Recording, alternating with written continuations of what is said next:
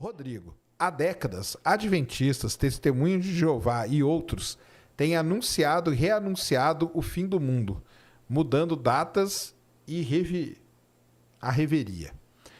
Acha isso justo para com os fiéis com pouquíssima instrução, fiéis que moldaram suas vidas em chutes errados? Boa pergunta. Quem fez mesmo? Chama Jason Rodrigues. Jason.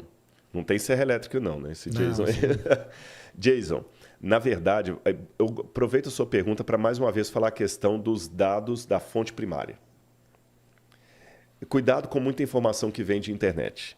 Ah, sim, né? Fim do mundo eu brinco, cara, que todo mês tem um fim do mundo. Não, e é igual o negócio lá, o Constantino mudou a Bíblia no Concílio de Nicéia. Vai repetindo isso e virou jargão. O Constantino mudou a Bíblia no Concílio de Nicéia. Você vai olhar os dados do concílio, não teve nada disso.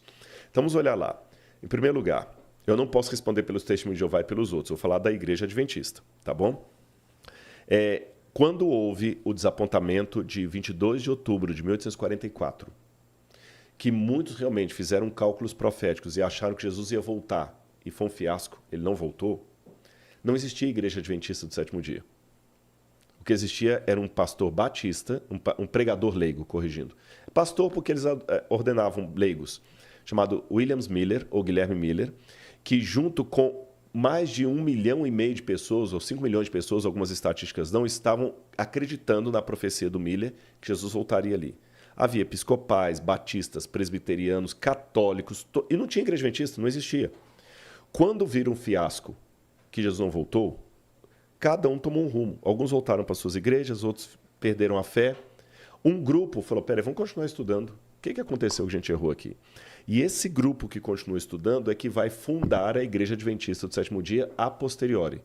E essa Igreja Adventista que vai fundada a posteriori, uma das primeiras marcas dela, desde os primeiros escritos dos pioneiros, entre eles Ellen White, Uriah Smith e vários outros, colocam bem claro, nós não podemos trabalhar com marca de data para a volta de Jesus.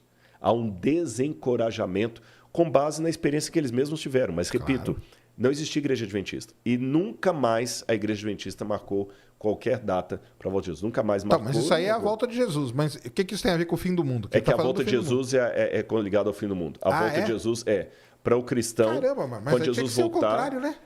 Na verdade, fim do mundo é uma expressão que também tem que ser explicada. Fim de que mundo? Entendi. É porque Cristo volta nas nuvens. Vai dar uma reviravolta. Para dar uma reviravolta. Então, esse mundo que nós conhecemos vai mudar. No Apocalipse capítulo 21, quando fala da restauração de todas as coisas, que é posterior à volta de Jesus, diz assim, vi novo céu e nova terra, porque o primeiro céu e a primeira terra passaram. O que significa o primeiro céu e a primeira terra passaram? Quando fala novo céu e nova terra... isso aí pode virar um negócio para bomba, uma guerra nuclear, ué. Pode, mas olha... Após. Boa. Por que no grego, na Bíblia original, não pode ser? Porque quando fala novo céu e nova terra... Em grego você tem duas palavras para novo. Você tem a palavra kainos e neos. Neo é uma coisa completamente nova. Neonatal, acabou de nascer. Neófito, novinho demais. Kainos é um neo de renovado. Pô, mas então, aí tá de uma guerra nuclear mesmo. Terra renovada. Mas acaba tudo que tá ali, porque a Terra continua a mesma. Só que vai ter uma renovação. Aí que está interessante. Por que não pode ser de uma guerra nuclear? Porque Deus fala o seguinte, porque o primeiro céu e a primeira terra passaram, mas vão passar por que guerra? Entre aspas. A Batalha do Armagedon. E a Batalha do Armagedon não é uma guerra de seres humanos com seres humanos. Por quê?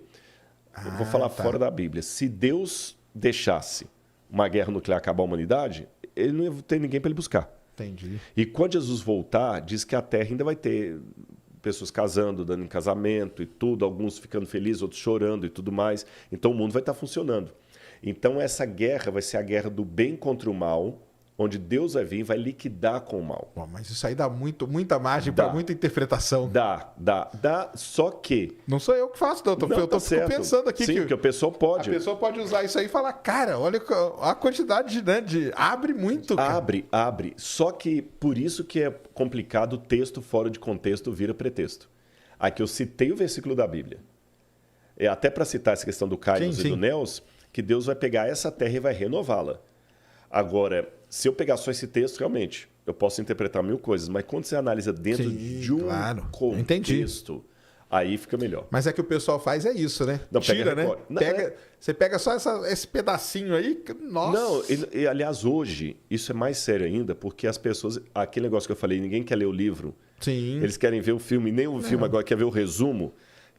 O resumo é nessas 3 linhas que você falou. Ou a citação lá do TikTok, alguma coisa assim, é pior. E hoje as pessoas vivem de recortes. Sim. Você já foi vítima disso, eu também. Pego um recorte de uma fala minha daqui, claro. E não foi nada daquilo que eu falei, e o recorte vira por mantra. Sim. Mas isso aqui que ele falou também é meio perigoso, né?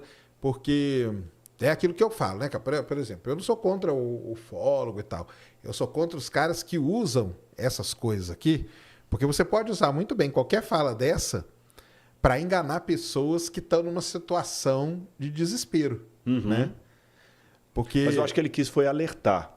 Não, é que ele falou assim, ó, ele está perguntando, você acha isso justo para com os fiéis com pouquíssima instrução e fiéis que moldaram suas vidas de acordo com esses chutes? Exatamente. Entendeu? Então, o que eu achei que foi infeliz a colocação dele, infeliz não contra a pessoa dele, mas assim, que ele não tem a informação básica, é que os adventistas não fazem mais. E nunca fizeram, porque fizeram pessoas que depois se tornaram adventistas. Mas a igreja adventista, não, eu entendi. A norma dela, ninguém sabe o dia da volta de Jesus e não pode saber. Mas aí é esse que vocês sofrem muito mais do que qualquer um. Porque a pessoa pode pegar isso... No passado agora, exatamente, os adventistas marcaram a volta de Jesus e você viu que multiplicou, marcaram várias vezes, né? Várias vezes, né? As Testemunhas de Jeová também, para não ficar tão longe assim, elas tiveram algumas marcas assim de fim do Armagedon, mas depois elas terminaram em 1914 e nunca mais falaram disso. Mas é melhor no Testemunho de Jeová falar do que eu defendê-los. Beleza. Mas assim... De qualquer maneira, ainda que a informação esteja errada, ele tem razão numa coisa. Eu vou aproveitar a pergunta dele para fazer um alerta realmente. A força da religião é uma energia nuclear. Ah, com certeza. Você pode usá-la para trazer energia elétrica no mundo inteiro ou para destruir Nagasaki e Hiroshima. Depende da mão de quem isso aí está. É isso mesmo. É o jeito que usa.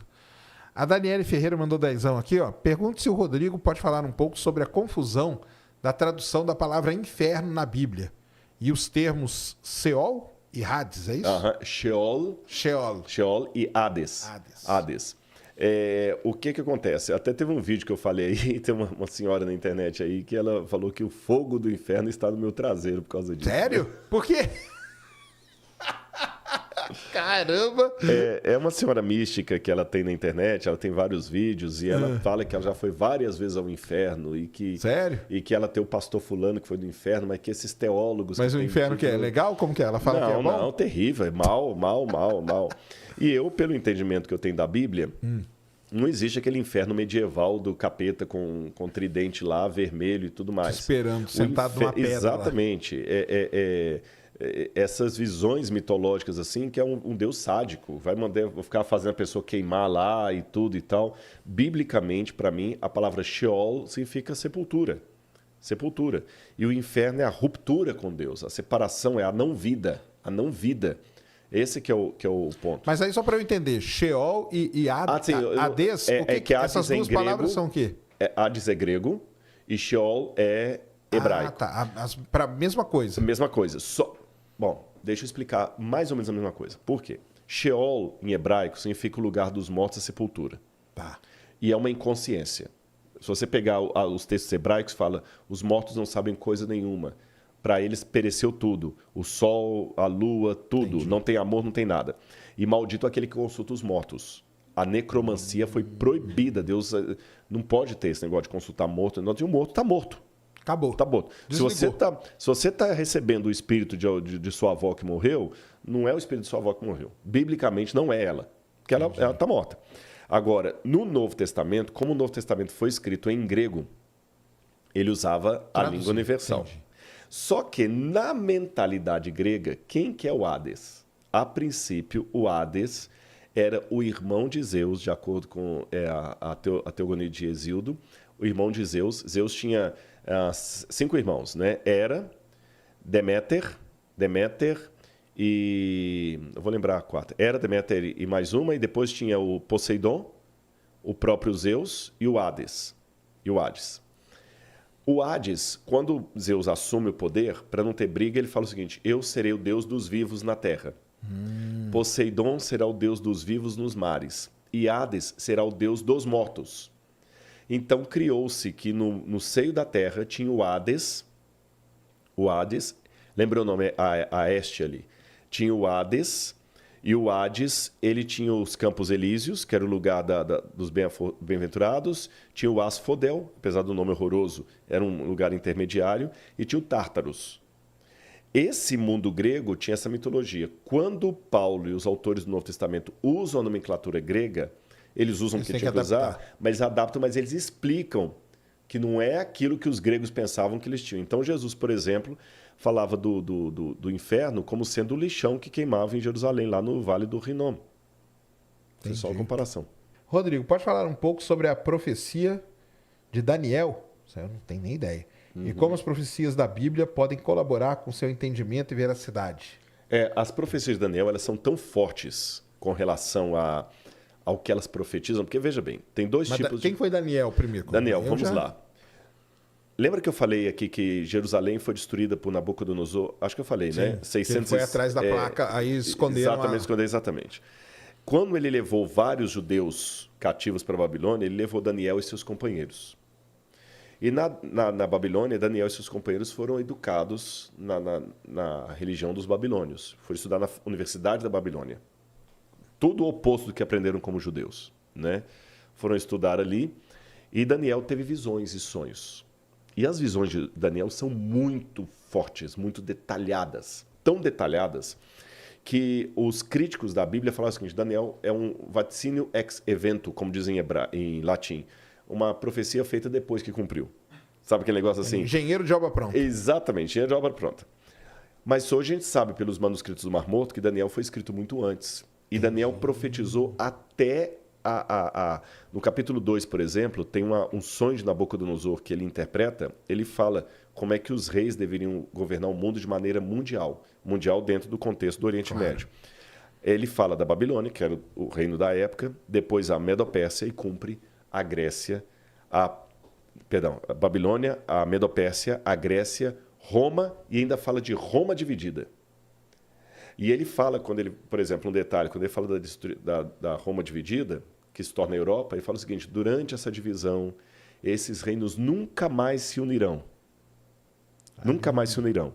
Eles farão muitas alianças e muitos acordos de casamentos, mas assim como o barro não mistura com o ferro, eles não se misturarão. E é o que você vê a história da Europa. A Europa foi justamente isso. Até hoje, mercado como o europeu, o euro, que agora teve o Brexit, várias vezes a Europa tentou se unir através de casamentos. A Rainha Vitória era a rainha de todo mundo ali, e ninguém se unificava, as casas brigando, o número de reinos, tudo muito bem colocado. Alexandre o Grande falou: na sua força ele vai se quebrar. Mas não foi aquela centúria de Nostradamus que você pode assim pegar assim, como é que é? A lua se tornou azul ao meio-dia e o sangue correu pelas praças, que eu posso aplicar aquilo a que eu quiser, o Covid, tudo, até o fracasso do time no futebol. O Corinthians perdeu, pode falar que foi o Nostradamus. Não é esse tipo de profecia muito acertada. Quando ele fala depois sobre a queda do cristianismo e tudo, mas foi coisa assim muito acertada. E se impressionou tanto as profecias de Daniel que foram elas que influenciaram Sir Isaac Newton a se voltar para a Bíblia. E há pouco tempo, isso é uma descoberta recente, que descobriram que Isaac Newton escreveu 4 vezes mais sobre Bíblia do que sobre ciência. Né? Só que muitas cartas estavam... isso é coisa de mito. E ele não deixou o lado científico quando ele se tornou místico, nada disso. Ele trabalhava o cientista e o teólogo. E tem as profecias de Daniel interpretadas por Isaac Newton. E ele acertou em muitas coisas, não, em praticamente tudo. Só o que está no futuro ainda que ele diz. E hoje nós sabemos que Daniel viveu nessa época e até a existência histórica dos companheiros de Daniel já foi provada pela arqueologia. Lá no Istambul você tem um tablete de Nabucodonosor que ele fala dos oficiais dele e cita os 3 companheiros de Daniel ali. Caramba. Mencionados na Bíblia. Então, um livro fantástico. Obrigado aí, Eric, pela deixa, para dar esse depoimento. Isso está na Bíblia? Está na Bíblia. É o livro do Antigo Testamento. Tá. E Jesus fez referência ao profeta Daniel até para falar da destruição de Jerusalém. Quando vocês ouviram Daniel falando do abominável da desolação, quando acontecer isso, quem estiver em Jerusalém, fuja. Até a destruição de Jerusalém, Daniel falou dela,